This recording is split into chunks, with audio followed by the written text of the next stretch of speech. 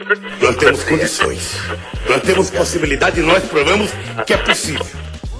Então, o Fala PT hoje trouxe um companheiro que eu queria aqui cumprimentar, Márcio de Souza, o professor Márcio de Souza, que a gente tem a honra de receber aqui. A história do Márcio se confunde com a história do PT de Florianópolis, dentro de uma história de liderança que nós vamos abordar bastante aqui hoje, e para mim é um motivo de honra trazer aqui para a gente poder dialogar e trazer as pessoas que acompanham esse podcast que a gente criou justamente para isso, para a gente mostrar aí que a gente tem uma história linda em Florianópolis, que também passa pela história do Partido dos Trabalhadores e das Trabalhadoras no Brasil, mas que a gente tem aqui em Florianópolis um núcleo muito legal que eu tenho a honra e satisfação de ter conhecido e hoje fazer parte desse grupo para poder a gente debater aqui.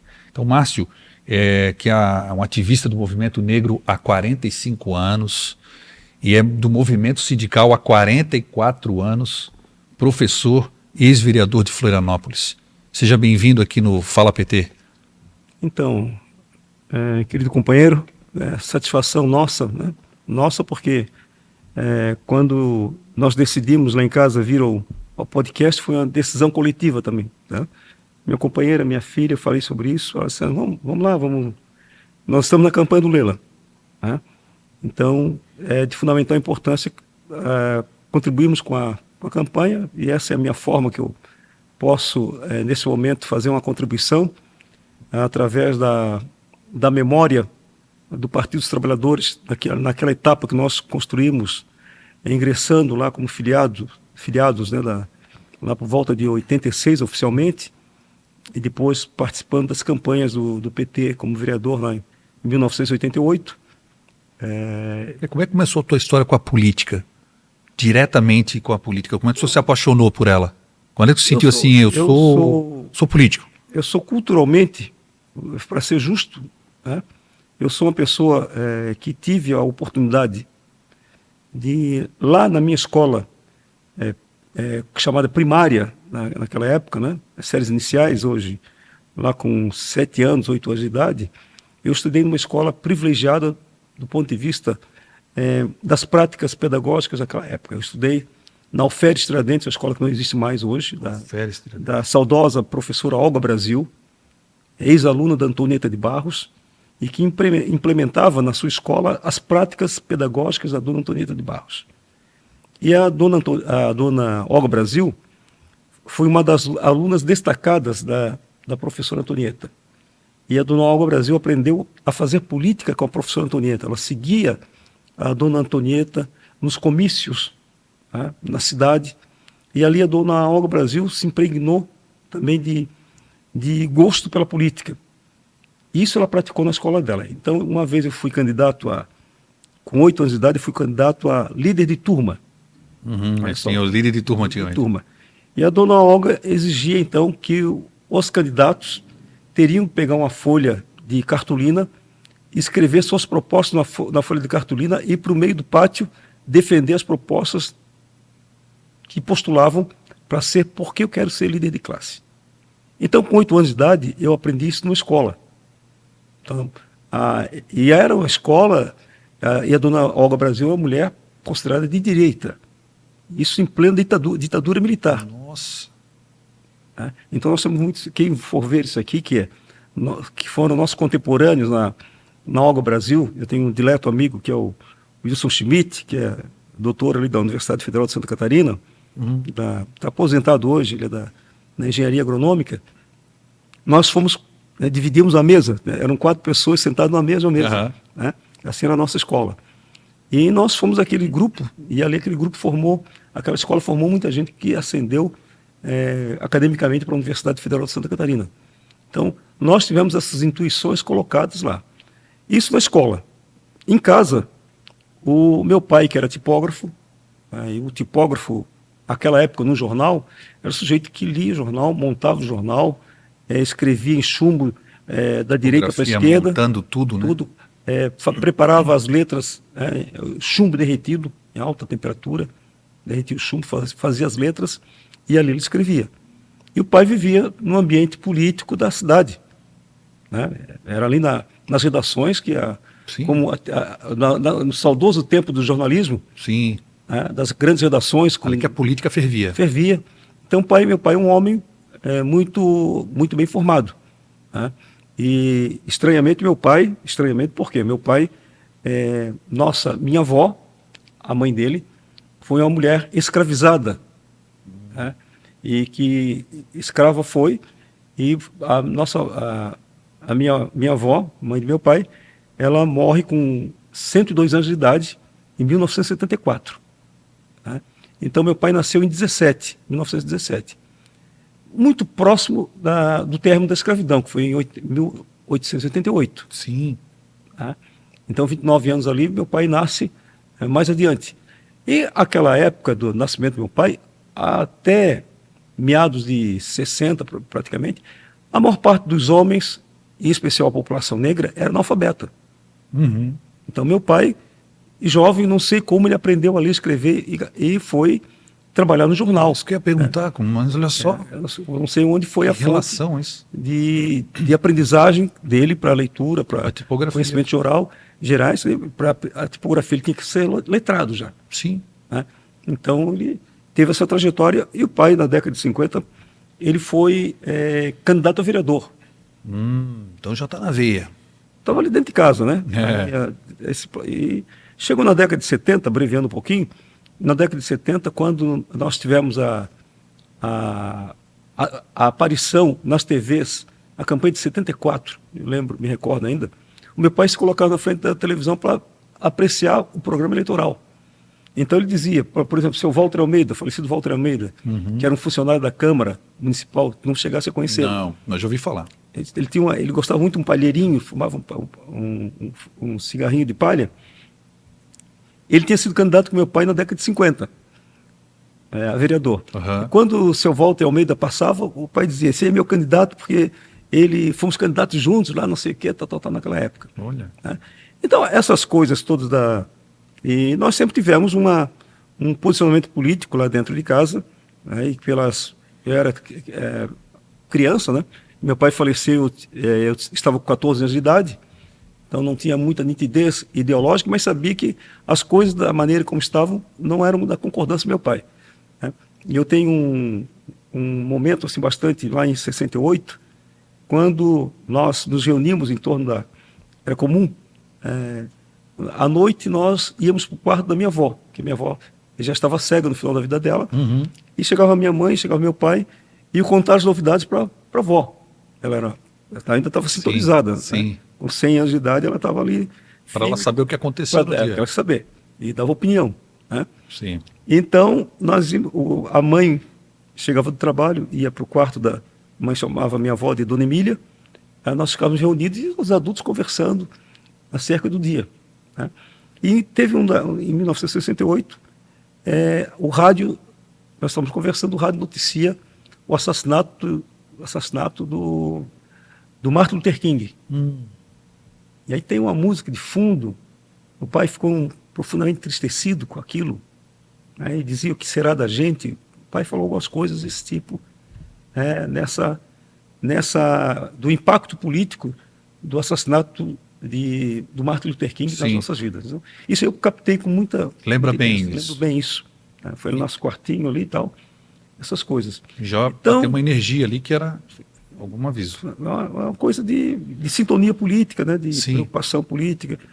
E meu pai tinha um irmão, o tio Manezinho, que morava mais abaixo da nossa casa. Nós morávamos ali em frente ao Palácio do Governador, na Agronômica.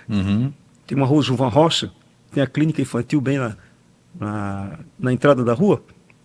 Meu tio morava mais abaixo. Ele tinha um terreno, um gramado, uma árvore frondosa, uma casinha tipo açoriana. E ali meu pai descia em torno de... A cada 15 dias, ele descia na casa do tio Manezinho para fazer a barba do tio Manezinho. E eles eram compadres, né? O tio Manezinho tinha batizado a minha irmã, então eles se tratavam de compadres. Né? E se tinha essa prática na época de um cuidar do outro, né? E ali os dois, meu tio também era muito afeito à política, queria estar sempre... Então eles faziam, que eu brincava depois, eles faziam as análises de conjuntura e meu tio concluía dizendo, a coisa está medonha, coisa medonha. compadre. Não mudou muito, então? Então, se o Tio Manezinho tivesse vivo, ele diria que coisa medonha. Medonha. Então, eu diria que, mais adiante, como adolescente, jovem e tal, os meus grupos, eu joguei futebol um bom tempo, até os meus 18, 19 anos. Você jogava bem? Joguei uma bola ali, né? Tava nos juvenis do Avaí, do Figueirense, joguei por aquele grande time de Dente e Leite que o Avaí montou, cujo Afonso foi o massagista que idealizou a escolinha de futebol do Avaí. Primeiro tinha havido uma experiência do Toninho, nosso centroavante, depois foi para o Figueirense, e o Toninho foi talvez o primeiro que percebeu a necessidade de uma escolinha. Formação de base. Depois trouxeram o Afonso, que vem da experiência do Rio de Janeiro, e forma o primeiro time, né, que ele organizou excursões, montou a mini Copa Estadual dos Dentes de Leite, foi uma coisa que aqueceu. Eu participei daquilo. E ali você tem também, eu tive a experiência de liderança política dentro do grupo. No esporte. No esporte. Né? Ali tive belas e gentis amizades, que aquele nosso time, basicamente, ele foi todo para a universidade. E já tinha um pendão de esquerda ali colocado nas opiniões políticas dentro do grupo. Sim. Né? A importância disso aí. Eu tenho um amigo de época, né, que jogou, mas não foi para o campo democrático popular, foi para outro campo político, o Adir Gentil, fomos do mesmo time que participamos ativamente do futebol. Tava esse meu amigo Wilson Schmidt também já estava conosco nessa atividade esportiva. E dali eu tive esse experimento futebolístico e mais adiante, quando entro antes, porém, já vivia gravitando em torno das questões raciais ali, as conversas começaram a fluir, na década de 70, e já tinha alguma coisa, mesmo no rigor da ditadura militar, porque a questão racial era considerado crime contra a Lei de Segurança Nacional, então tinha que ser clandestino a atividade contra o racismo. Meu Deus. Então, nós somos desse tempo. Né? Então, nós temos uma organização do movimento negro, lá de 1979, por isso que eu falo da oficialidade, é de lá que eu migro e participo, então, organicamente de uma atividade antirracista. Nós criamos, por inspiração do professor Oswaldo Silveira, era um professor de contabilidade, ele dava aula na escola Santa Catarina, que foi uma famosa escola de formação de contadores. Nós fizemos a formação do grupo Antonieta de Barros. É o primeiro grupo de Antonieta de Barros. E o professor Oswaldo Silveira, ele dá esse nome por conta de ter sido aluno da professora Antonieta de Barros. Olha isso também junto. Então, ali daquele núcleo, nós vislumbramos mais adiante, em 1980, trabalhamos um ano todo ali e tal. Em 1980, nós promovemos o primeiro ato de rua contra a discriminação racial, o racismo e o preconceito. Em Florianópolis. Em Florianópolis, na frente do ARS. Movimentadíssimo a ARS. A ARS era o coração da cidade. Era. E naquele ano se comemoraria um ano do protesto contra o general Figueiredo. Sim.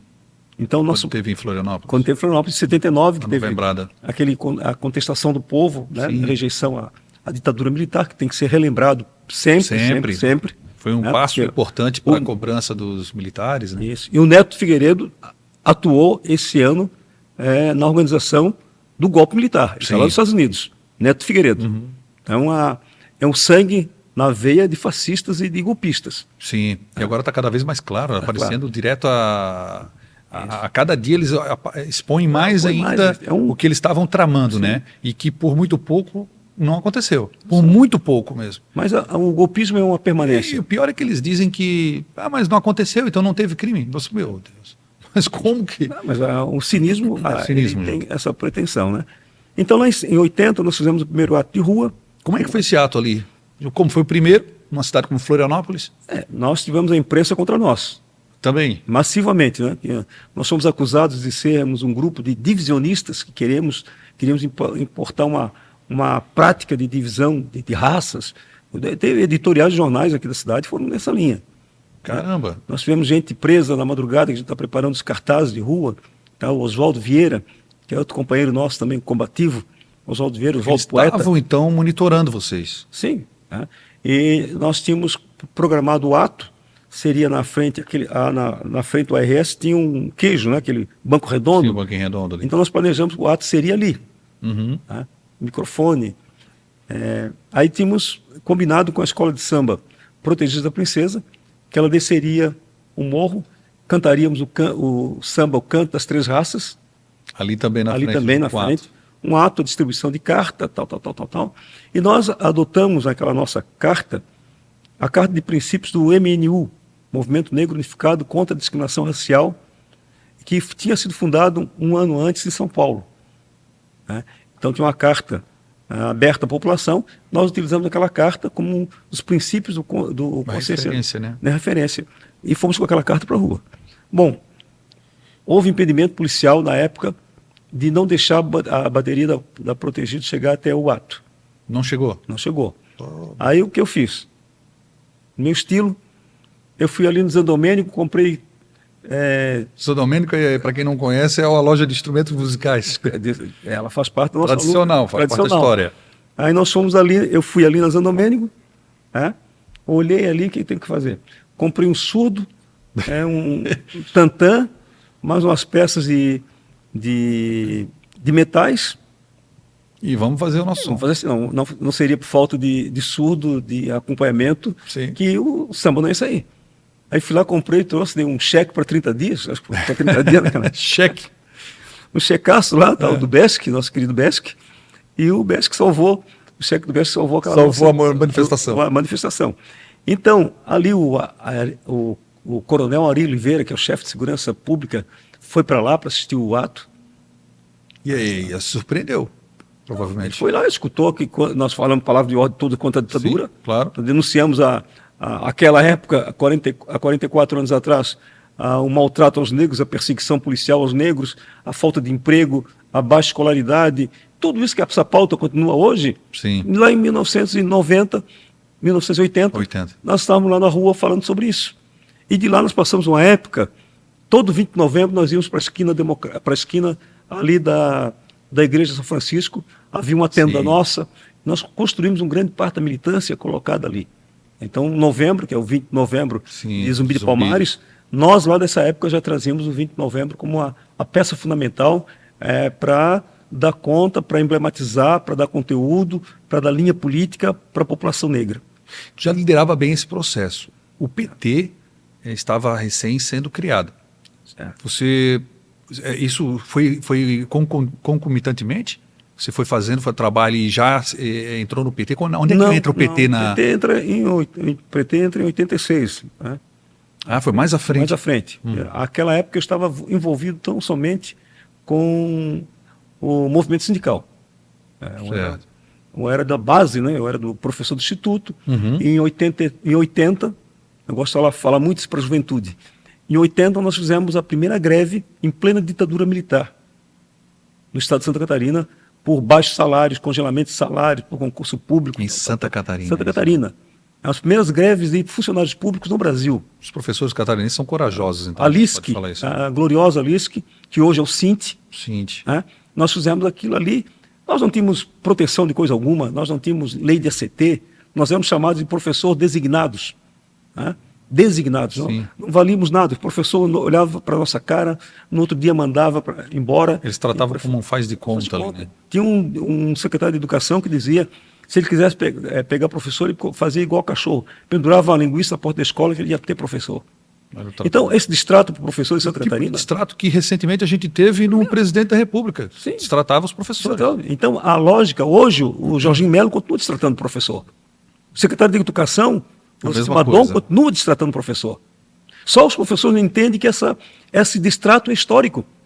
Sim. Contra o magistério. É uma forma, então. Uma forma. Então, desde a professora Antonieta de Barros, lá em 1934, os professores são atacados, vilipendiados permanentemente pelos governos das elites de Santa Catarina. É como dizia o Darcy Ribeiro, né, que é um projeto, né? É um projeto. Acabar com a educação. Acabar com a educação é um projeto. Então, a Antonieta de Barros, é importante dizer que é a primeira pessoa de caráter... ligando para ele, estão assistindo, estão ligando para ele. Possivelmente.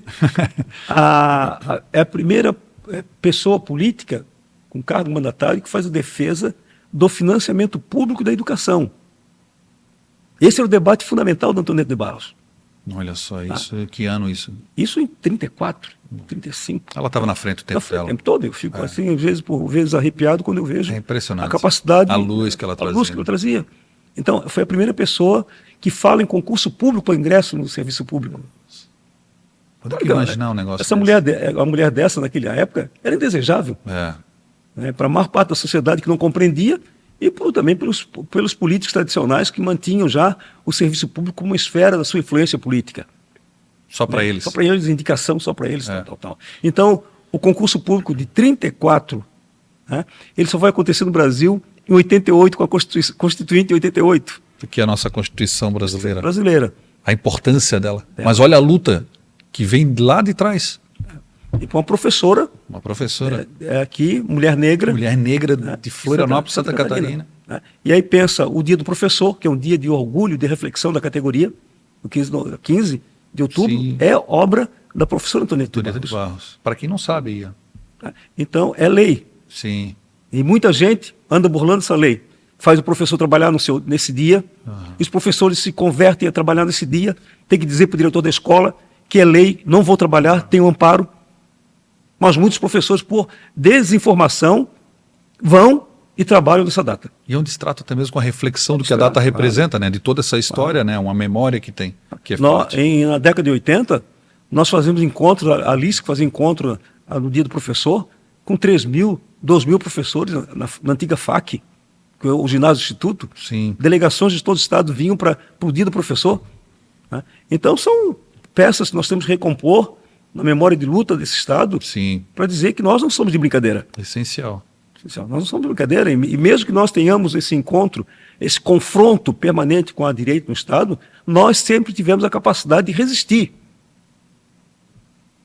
Nós resistimos, nós falamos antes de Antonieta de Barros, com Antonieta de Barros, e as gerações que se geraram, que vieram após Antonieta de Barros, com esse ideário. Então nós temos um ideário, eu faço política com esse ideário. Sim. Faço política com o ideário da Antonieta. E dá para ver a tua paixão também, né, Márcio, com essa história, né? Ideário de Cruz de Souza, todas essas pessoas que ajudaram em dizer um não para o sistema.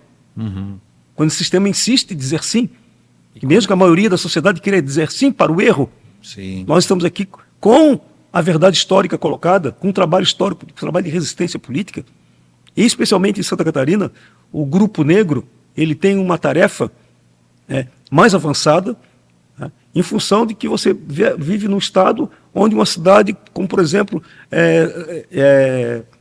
Blumenau, com 370 mil habitantes, tem 63 células nazistas. É uma loucura. Agora foi até mandado para a ONU a informação para ver o que pode ser feito. Então, São Paulo tem 12 milhões de pessoas, tem 93 células. 12 milhões, 93. Santa Catarina, Blumenau, com 370 mil pessoas, tem 63. Então, os negros aqui, eles experimentam uma situação à semelhança, sem exagero algum, da segregação racial do apartheid na África do Sul. As pessoas não gostam que eu fale dessa maneira. Mas está instituído, colocado, estruturado como uma prática política que elimina, impede, neutraliza toda qualquer iniciativa de acesso das populações negras e empobrecidas de Santa Catarina.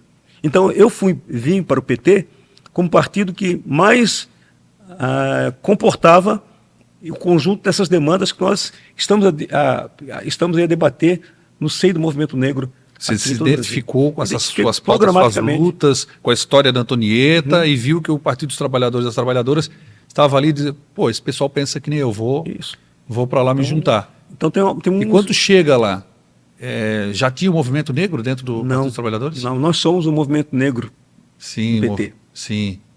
É o nosso entorno que fala pela vez primeira, que inclui pautas desse caráter, que começa a falar acerca da necessidade de ter uma inclusão programática acerca da questão racial. O que nos ajudava, e era a simpatia para os negros de todo o Brasil, no primeiro plano, era a questão de classe.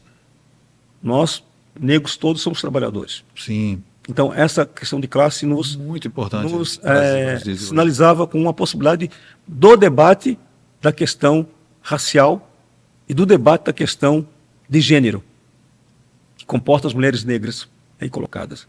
Então, nós ingressamos no PT, lutando bravamente, porque o PT também não tem ainda compreensão estratégica sobre isso. Mesmo que nós tenhamos uma Secretaria Nacional, porque a Secretaria Nacional, né, os conselhos, a política de diversidade étnico, é todo o movimento negro de 40 anos atrás que cria no interior do PT. Luta para ter. É uma luta já também Luta dentro para do ter partido. dentro do partido. Porque o partido também traz uma tradição europeia de organização política, né, da organização italiana. Mas acoplou bem essas ideias e nos últimos governos do Partido dos Trabalhadores, muitas pautas que não se tinham, nem se falava, vieram à tona e chegaram. É do tensionamento dos negros dentro do PT. Sim, é de muita luta. É de muita luta. É de muita luta, porque você tem que fazer financiamento de campanha. Sim. Nós vamos ver, e aí nós temos que ter a delicadeza de ver como é que está, dentro dessa estrutura nova de financiamento, lei de financiamento de campanha, Sim. para os negros, para as mulheres, tal, como é que está sendo cumprido isso? Sim. Isso é muito importante, até porque... Eu tenho a obrigação de trazer esse debate. Sim, até porque tem o próprio partido que defende e criou as cotas dentro da universidade e cotas para assuntos de políticas públicas que foram aplicados nos últimos anos, também tem que fazer o dever de casa. Agora, a sua primeira campanha como vereador já vinha com essa pegada de luta, de resistência e luta de respeito, a luta do povo negro de Florianópolis? A nossa primeira campanha foi em 1988. Foi uma efervescência ou foi uma ideia sua? Não, era um movimento negro que nós tínhamos no entorno. Mas saiu o Márcio de Souza. Saiu, e daí como sim, é que foi isso? Eu fui o louco que aceitou a ideia. É porque naquela época, olha... Você chega, fala para um guri eu tinha o quê? Quantos anos? 26 anos de idade? 26, 28 anos de idade? Novo. 28 anos de idade. Pai recente, uma filha de 2 anos. Tinha funcionário público recentemente ingressado, né? Ingressei em 85 no Estado. Sim. Então já tinha uma certa estabilidade, porque tem que ter estabilidade, senão eu ia para a rua. Eu tinha outro emprego numa outra escola. Que era outra coisa, não se respeitava. Se respeitava. Não então, tinha, né? Não tinha. Vai ser candidato? Então, tchau. Eu trabalhava numa outra escola, num famoso colégio da cidade. Na semana seguinte que eu anunciei minha candidatura, eu fui para a rua do outro colégio. Né? Então, para assumir uma candidatura, teve um debate com um grupo que nós militávamos aqui na sociedade civil, antirracista, e nós decidimos, então, que chamamos uma conversa, decidimos coletivamente que o PT era o partido de ingresso. Né? E a pauta era exclusivamente a questão racial. Né? Então, naquela época, em 1988, quando não tinha essa legislação atual da questão eleitoral, nós podíamos pintar um tapume, né? De uma obra, parede, e tocava campanha. Aí nós fizemos nosso material, como nós não tínhamos recursos, o que era o nosso material? Era uma tela de raio-x, aí pintamos fizemos o vazamento de um rosto negro, né? E aí em cima tinha assim, pela igualdade que a gente quer, Márcio de Souza embaixo e o número. E pela madrugada saímos para pintar. Pintava. Fizeram uma moldura com a chapa de raio-x, uma chapa que chamava chapa de raio-x do pulmão, a radiografia, e cortavam ali, fizeram um rosto para poder pintar dentro mais rápido, pintava outro. A nossa campanha. Qual era o slogan? Pela igualdade que a gente quer. Pela igualdade que a gente quer. Então, e Márcio de Souza, lembra o número da época, não? Não, acho que não lembro. A gente sabe que começava com 13. Daquele ano eu não lembro do número.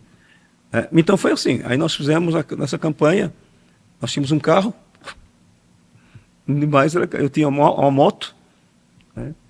E a nossa campanha era assim, nós fizemos em torno, oficialmente naquela campanha, 372 votos. Mas como era o voto em cédula de papel, eu desconfio que nós teríamos feito uns 500 votos naquela campanha. porque nós não tínhamos gente para tomar conta dos votos. Não tinha fiscal, não sabia onde é que estava. Sabia nada. Contava tudo dentro do ginásio, né? Levava tudo para lá, botava tudo na mesa e contava e recontava aquilo. Era... Então, eu sou obrigado a deduzir que a gente fez perto de uns 500 votos. Essa primeira eleição tua. Minha primeira eleição, em 88. Que era um ano muito importante, que é o ano da centenário da abolição da escravatura. Sim. Então, para nós era um ano simbólico, cheio de simbolismo, né? E nós fomos com essa disposição. Olha, você não sabia não, Márcio. Interessante isso aí. Então nós fizemos fizemos um apelo.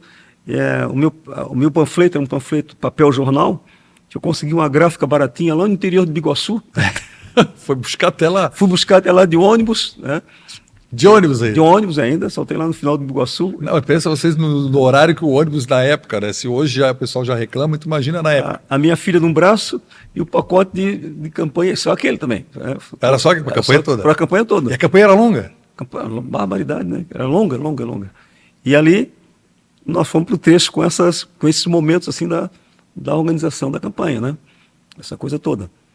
E quando chegou no final da apuração, nós nos reunimos na casa da minha mãe.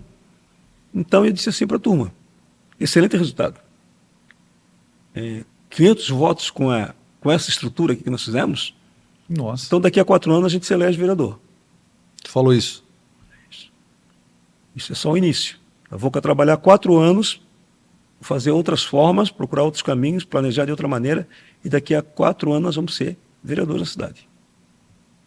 Então, dali a 4 anos, 1992, nós fizemos 1.384 votos. Nossa, naquela época. Saímos de 370 votos para 1.384 votos. 4 vezes. 4 vezes. Foi aquilo mesmo. Foi aquele mesmo. E ali eu tive muitas. Aquela campanha foi longa, né? Essa que você elegeu? Essa foi a eleição. A eleição do primeiro vereador negro de Florianópolis. Professor Márcio de Souza. Exatamente. E como é que tu vê isso hoje? Tu lembrando desse momento, quando saiu o resultado? Foi algo que... Passou um filme? Às vezes eu lembro desse processo, foi um acontecimento de muita emoção. Muita emoção. Porque nós não éramos preferidos dentro do partido. Nós não estávamos... Não estava no radar? Não estava no radar a nossa eleição. Nem a minha, nem do Lázaro. Lázaro Daniel. Nós éramos 2 candidatos da periferia do partido, candidatos dos movimentos populares. Sim. Então, já sabe, falando em movimento popular, só sobram os desvalidos. É verdade. Então, eu e o Lázaro, chegou um momento da campanha, nós falamos o seguinte para o outro: nós vamos fazer campanha juntos. Nós vamos para tais comunidades juntos, eu e tu vamos bater nas portas, menos portas, e pedir voto ali. Mas como? Vamos fechar assim, Lázaro. Na porta que nós tivemos a experiência, aí as pessoas foram fazer isso juntos. Fazer. E como é que quiser dividir os votos? Não, assim, batíamos na porta, as pessoas diziam: mas aqui vocês são candidatos, mesmo cargo? Somos candidatos. Então vocês façam assim, dividam os votos, vocês entre nós. Aquilo ganhou, pessoal. Uma parte nós conseguimos fazer voto dessa maneira. Onde tinha um voto na cidade, dizia: Lázaro, pega aquele teu voto lá, manda teu filho lá, manda alguém na campanha lá. Campanha irmanada de solidariedade ativa. Ativa, né? Sem permitir nenhuma espécie de subterfúgio. Sim. E concorrer no mesmo campo, porque nós éramos do movimento popular. Era uma dedicação mesmo. Dedicação. Então, as nossas 2 candidaturas, as candidaturas do movimento popular foram eleitas. E comemoração? Foi. Até hoje a gente lembra com muito carinho de todas as pessoas envolvidas na grande performance, né? Porque tinha uma vez saiu, faltavam uns 15 dias mas tem um fato determinante dessa campanha de 92. 2 fatos determinantes que me impulsionaram pessoalmente a campanha. Um foi que eu li no jornal, numa coluna de um famoso colunista da cidade, que o Márcio de Souza ia se eleger porque os negros não votam em negros. Falavam isso? Falaram isso. Aquilo ali foi uma injeção na veia. Ele disse: amanhã a gente acorda às 4 horas da manhã. Vamos para a rua. Para a rua. vai ser 4 horas da manhã, não vai ser mais 8 horas. Aqueles últimos dias foram 4 horas da manhã. No último dia eu sucumbi, desmaiei e fui parar no hospital em função do esforço físico que nós tínhamos feito, praticado. Né? E a outra foi a técnica que a nossa companheira responsável pela propaganda organizou. Ela foi fazer um curso no Cajamar, que é um instituto Cajamar nosso da CUT, lá em São Paulo, né? E que ela preparou aquele ano várias pessoas para agir como colaboradoras na comunicação. Aí a Rose, que é a nossa querida companheira jornalista, hoje é professora da FURB, Rosemary Laurindo, jornalista muito competente, ela disse assim: Márcio, eu vou te ajudar na campanha, idealizando a tua campanha. A peça, ela fez todas as peças de propaganda, os textos, e ela combinávamos, essa foi com ela. E ela, no dia da gravação do programa, eu subi para o estúdio, ela me chamou numa sala lá no Cint. E onde é que nós estávamos? Foi um lugar que nós estávamos, não me lembro onde exatamente. Ela disse: senta aí, senta. Senta que lá vem ideia. Lá vem ideia. Tu vai fazer a tua propaganda, tu sabes que tem 300 ou quase 400 candidatos a vereador na cidade. Tem 21 vagas. Eu vou te fazer, antes de eu continuar, eu quero te fazer uma pergunta. Quantos sabonetes tu conhece, as marcas de sabonete tu conhece? Fala para ti isso. Fala para mim, conheço os seis marcas de sabonete, falei o nome. Ela me disse assim, então, são 14 marcas de sabonete, só conhece 6. Sim. Nessa lógica que eu vou conversar contigo. Então tu vai chegar lá na frente da televisão, vai dar na frente da câmera, vai dar o sinal vermelho, tu vai começar a falar, e tu vai dizer assim, ó: Márcio de Souza, Márcio de Souza, Márcio de Souza, a gente vai se encontrar por aí. Os caracteres virão teu número, teu nome, ponto. Aí cheguei lá na TV, combinado feito, aquela fila lá, todo mundo passando. Só não entendeu nada, o que está acontecendo aí? E tem aquela turma, já era meia hora da manhã, aquela turma vai lá, passa o texto, volta, não acerta, vai. Pô, o teu era o mais fácil, o teu texto. Aí o Áureo que é professor da universidade hoje, Sim. então o Áureo era o nosso comandante de comunicação. Aí, Márcio, agora é a tua vez. Sim. Aí passei o texto. Márcio de Souza. Tal. Márcio Aí de Souza. ele assim, sim, vai fazer outra vez? Não, é isso aí. Tá bom. E ele? Pô, agora como é que tu vai fazer isso? Tá feito? É isso aí, vai pro ar. Vai pô. Tu trata de editar, fazer os balangandãs que tem que fazer os enfeites. Nossa propaganda na TV é essa. E foi pro ar. Foi pro ar. A Rose disse assim, ó. Fixou? Tem que marcar, fixar. Nós temos que ter destaque das 21 cadeiras como um sabonete que não sabia o nome. Visão de publicidade. Sabe? E loucura que assim, se tu tens coragem de fazer isso, minha filha, tu não me conhece. Nossa. Pode trazer que está feito. Aí tal. Aí o pessoal no outro dia perguntou: gravasse? Gravei. Então como é que foi? Ficou legal pra caramba e tal. Maravilha. Aí chega dia 19. Transmitiram no 19 ar. de agosto, vai pro ar a propaganda. Aí reúne o comitê todo para ver o candidato, né? O desempenho do candidato, como é que vai ser? Vai falar da vida dele, aguerrida, né? Na luta de classe. Estou esperando o texto. Estou esperando o texto. Combativo, revolucionário, surgido aí. Aí apareceu isso. O tempo é curto, só tem aquele tempinho, vou fazer o quê? O comitê rachou. Ah, é? O comitê, não, isso não pode, isso não é petista, isso não sei o quê. Começou a confusão. Começou a confusão. Aí disse, ó, gente, o encargo da campanha está numa pessoa de confiança, que é a Rose Laurindo. Quem vai ter que fazer a campanha na rua somos nós. Nós vamos ter que pegar o voto. A marca da Coca-Cola está lançada. Boa. Nós temos que consolidar o nome. Agora. Temos que levar o refrigerante para a rua. Primeiro, o que aconteceu? Eu tive outra situação que me favoreceu bastante. Aí a campanha foi para a rua. Sim. Começou, pau. E eu tinha um desafeto na televisão, na maior televisão de Santa Catarina, que ele tinha um programa ao meio-dia na TV. Quem era? Pode falar, não? O Teles. JB. JB. Nós tivemos uma encrenca, e eu escrevi para ele também a malcriação. eu gosto de escrever malcriações Ah. públicas, né?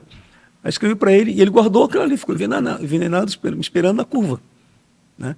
Aí a curva Chegou. foi quando chegou, apareceu meu primeiro programa de TV, aí ele vai para o jornal onde ele trabalhava, né?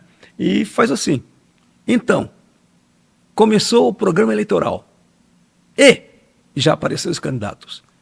Tem candidato que repete o nome. Rapaz, ele te ajudou muito. Ele não se deu conta que estava te ajudando.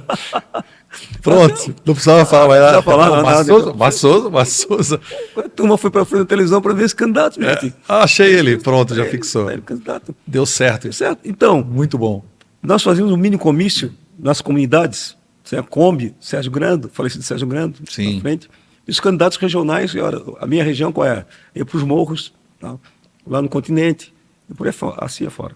E Teve falando do governo popular do Sérgio Grando, você teve uma função muito importante e que foi de um grupo, que é o Partido dos Trabalhadores, que foi o governo popular, mas o governo que tinha dentro do Partido dos Trabalhadores, onde tinha os programas do governo, vinham justamente, na sua grande maioria, de dentro do Partido dos Trabalhadores, que era o orçamento participativo, era o Sestão do Povo, o ônibus do Morro. O que te lembra um pouco a respeito? O ônibus do Morro, por exemplo. Eu vou começar pelo orçamento participativo, que é algo que nós temos que recompor, Sim.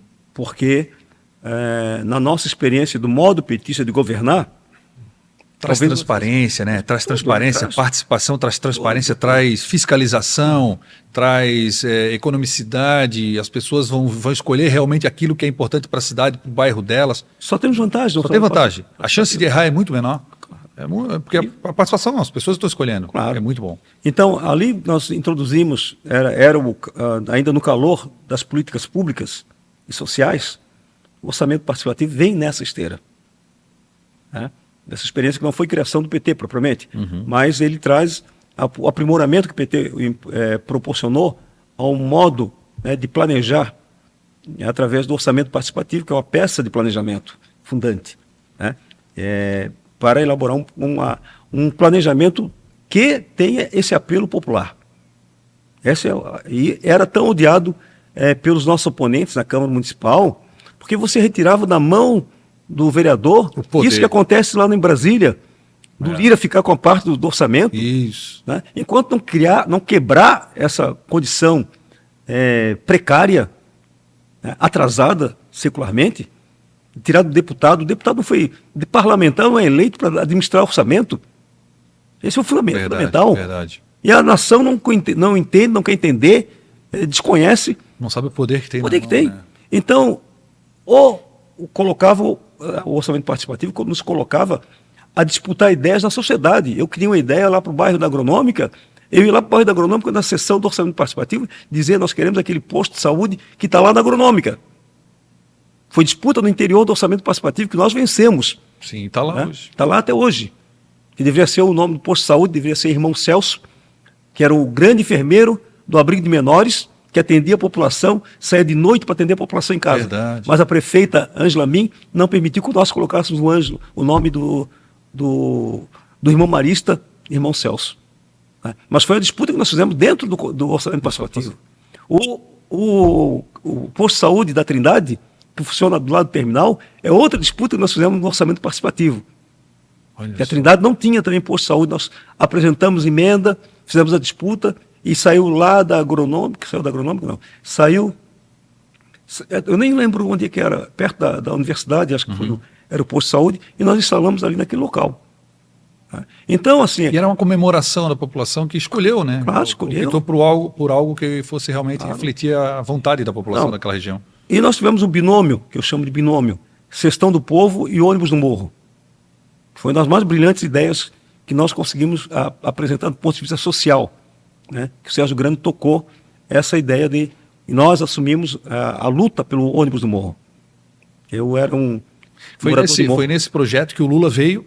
Foi na inauguração da linha 113, que é a linha do Monte Serra. E foi no dia 13 de agosto. 13 de agosto, a linha 113, 113. no Monte Serra. Eu era o capitão do negócio, que morava no morro. Teve gente que achava que não ia dar certo botar ônibus no morro. Eu lembro na cidade que se falava que não dava certo, que não tinha jeito, que não havia necessidade. Uma discussão foi difícil implementar? Eu discuti isso também dentro do governo. Dentro do nosso governo tinha gente que acreditava que o ônibus não dava certo. Aí eu fui buscar os argumentos, todas as experiências no Brasil que dão certo. Aí cessou. Porque quem tem que tomar vontade primeiro de uma obra social é o governo. Sim. Tá? Então nós pacificamos que teria que ter ônibus no morro. Vamos à luta. Algumas medidas, a pavimentação asfáltica, as estruturas de segurança que tem que ser colocadas no ônibus com determinada qualificação de motor, tipificação de motor. Tracionado, tudo isso. Em outras capitais do Brasil, isso já acontecia. Então, antes disso, a população no morro em Florianópolis era sacolinha na mão, subia e descia. E táxi.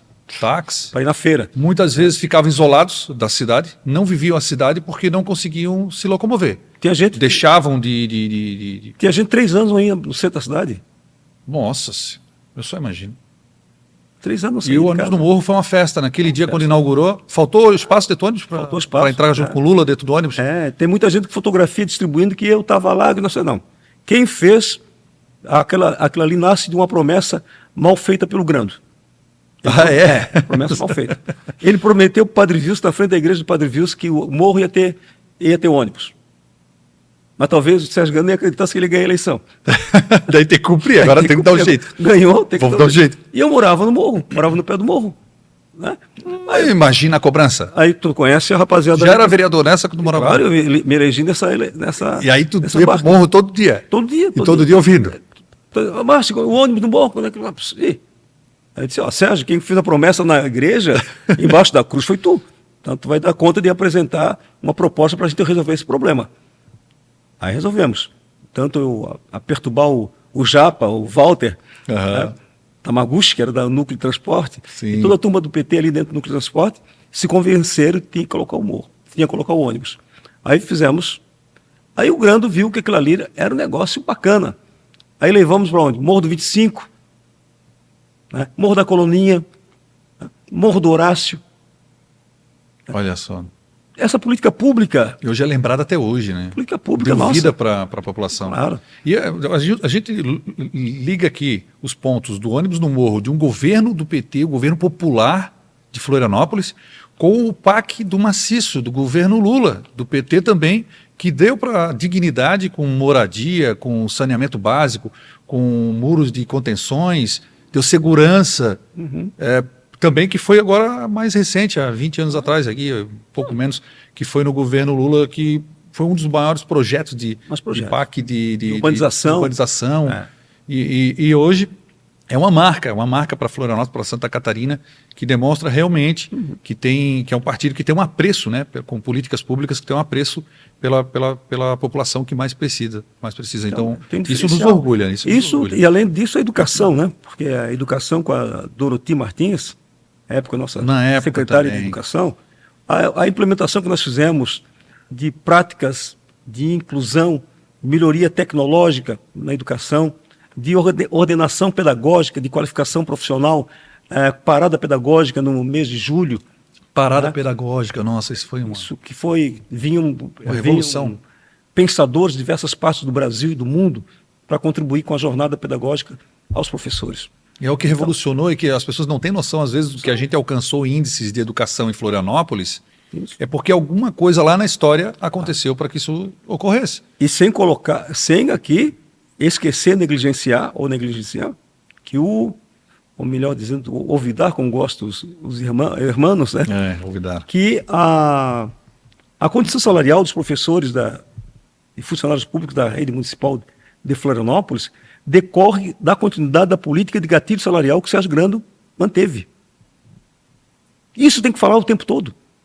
Porque se hoje você pega contra-cheque do professor da rede estadual e da rede municipal, essa diferença que existe é decorrente da política salarial do governo da Frente Popular. Que mesmo com aquela catástrofe de 1995, da enchente que destruiu Florianópolis, fez atraso de salários, mas mesmo assim o governo da Frente Popular conseguiu honrar com a política salarial decente. Eu praticamente participei de 2 negociações como membro do governo na Câmara Municipal, de acordar na mesa de negociação com o sindicato, chamar o Diese para abrir os livros, para confrontar os números e possibilidades para os acordos salariais. É bem diferente disso que está aí. Então, o modo de governar petista e o modo de legislar petista que eu experimentei são coisas que tem que trazer à baila permanentemente, né, para que você possa ter uma condição de prosperar nas práticas, reinventar, avançar naquilo que já foi experimentado. Nós não precisamos sair do zero. Nós não precisamos sair do zero. Nós temos práticas sociais inclusivas, isso da igualdade racial, porque fui eu o autor do texto, antes de nacionalmente ter a 10.639, nós fizemos o texto em 94 de inclusão dos negros, da história dos negros, na rede municipal de ensino de Florianópolis. Em Florianópolis. Isso é uma referência também. Referência nacional. Que legal, professor. A gente está com tempo nosso, assim, a gente tem tanta coisa, eu fico aqui apaixonado ouvindo, porque isso tudo realmente é uma contribuição, uma memória importante que a gente tem para poder realmente conduzir os trabalhos, os desafios que a gente tem ainda pela frente. As lutas, como você falou lá no início, elas não acabam, né? Começou lá, você falou lá em Antonieta, continuou contigo, outras lideranças que vêm trazendo cada vez mais. Agora eu tenho uma coisa que eu tenho que te perguntar aqui. O professor Márcio de Souza de hoje, viajando no tempo e voltando lá no primeiro mandato do Márcio de Souza, o que ele falaria para o Márcio de Souza daquela época? Para aquele jovem? Eu diria que o caminho que nós diria para esse jovem lá que a condição aguerrida, mesmo sem saber exatamente nas batalhas que nós nos desenvolvemos, era necessário ter sido aguerrido. Que valia a pena, valia a pena. Então eu ia falar para ele, vai cara, faz o caminho. Mesmo os inimigos que eu arrumei nessa cidade, eu repetiria todos os inimigos. Porque você estava no lado certo da história. Certo da história. Que legal. Enfrentaria novamente os inimigos.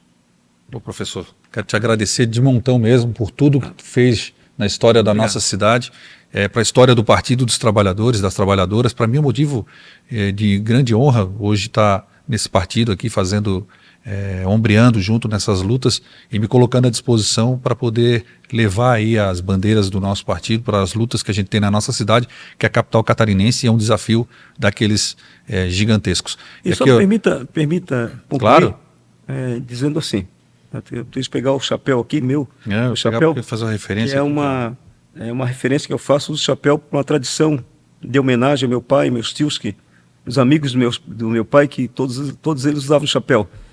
Chapéus, né? Isso. O grande. Mas o pai também me dizia que a gente, quando entra em determinados ambientes, a gente tem que retirar o chapéu em sinal de respeito. Uhum. Né?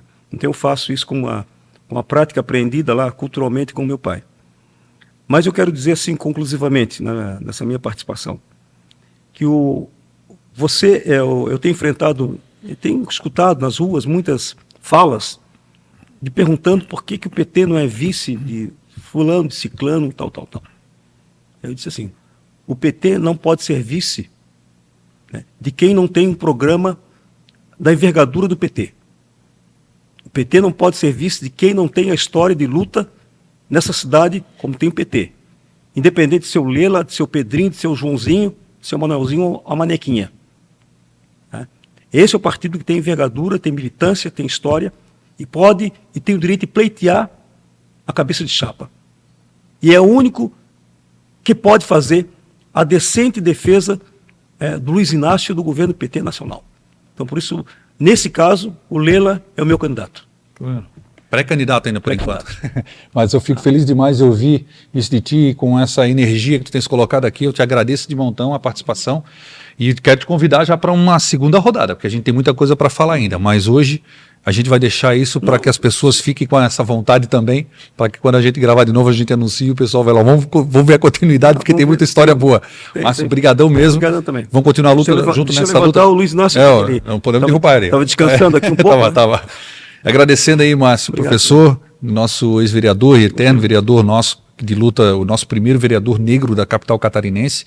E agradecendo a tua oportunidade, também agradeço quem está assistindo até agora e convidando para o próximo podcast aí, o Fala PT. Valeu, galera. Não temos condições. Não temos possibilidade e nós provamos que é possível.